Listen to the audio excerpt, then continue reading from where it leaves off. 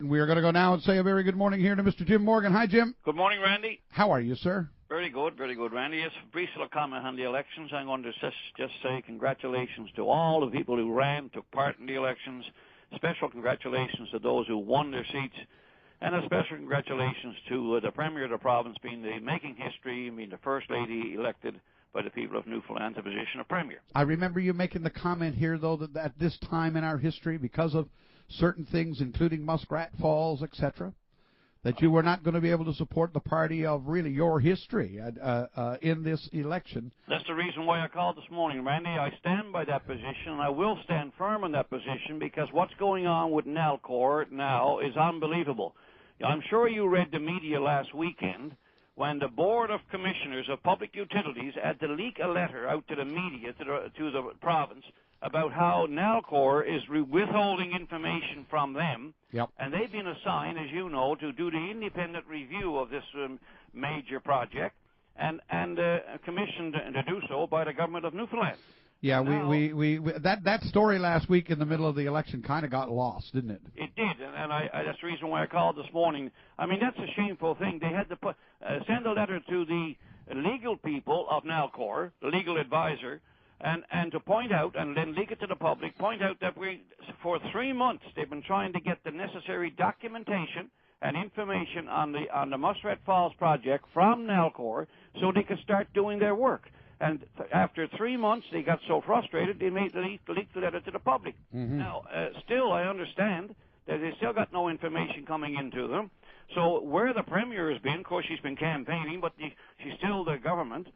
Why nobody from government gave strict orders to Nalcor to release the information so the study can be carried out, I don't know, but I'm a strong opinion that Nalcor is more powerful in this province today than the cabinet of the government. And I say that very seriously after reading a letter published just a few days before Election Day, signed by Mr. Martin, who's a senior civil servant, being the head of a major corporation owned by the public, a government corporation. He expressed his own opinions, but put misleading information in that same letter, and I'll back up what I'm saying. It was misleading, talking about us going to get income from the sale of our power and be able to pay off our debts, borrowing money to go ahead with the project. That's absolutely untrue. We've got no buyers for power to be sold, and it's been confirmed over and over. Now, having said that, my concern is that Nalcor is still going ahead and spending money like drunken sailors, our money, and no accountability to us, the taxpayers, or to the Newfoundland government. And now they're setting up offices around the town, the city of St. John's.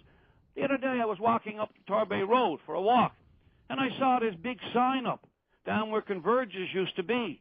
Right. So I queried it.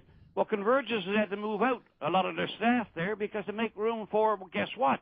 S&C Lavalin and Nalcor opening new offices and bringing in, by the way, may I say this morning, bringing in people employed with S&C Lavalin from Quebec. I don't know who they're hiring here, but they got hundreds of people working with S&C Lavalin now in Newfoundland. And all this money is being spent, and yet the Premier keeps saying, said it again yesterday, I heard her say it in an interview, that this project is not sanctioned. Now, the main reason I called this morning, the Premier did an interview with CBC, being played again on 1 o'clock on Sunday, special program with David Cochran. What she said really annoyed me as one Newfoundlander. She's going to have a debate now in the spring of the year on Muskrat Falls, a debate in the House of Assembly. But she stressed the fact there'll be no vote on the issue. The House of Assembly is not going to vote on Muskrat Falls, but they're going to debate it. How stupid and silly is this? I mean, this kind of thing going on wouldn't go on anywhere else in Canada, but it's going on in little old Newfoundland here. And I have to close by saying, Premier, if you do nothing else the next few days, look, put a stop to all spending by Nalcor and include S&C Lavalin, who's spending our money, the taxpayers' money.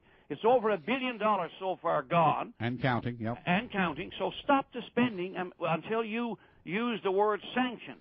But aren't we just being, that being the circumstance, and let's take everything that you said at face value and say it's true.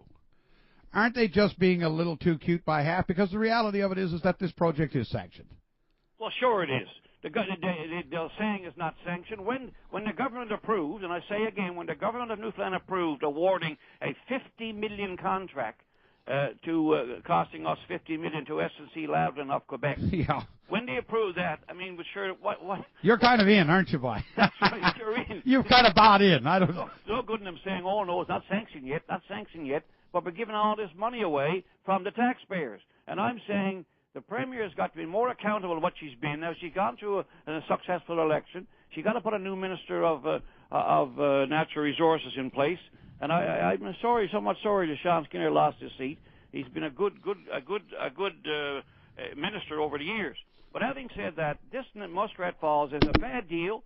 Many people have pointed it out. It became an issue in the election, but not a real major issue. Right. It came next to health care. Well, that's Yeah. not bad. But right now I'm saying this morning, please, account for what you're doing on this issue.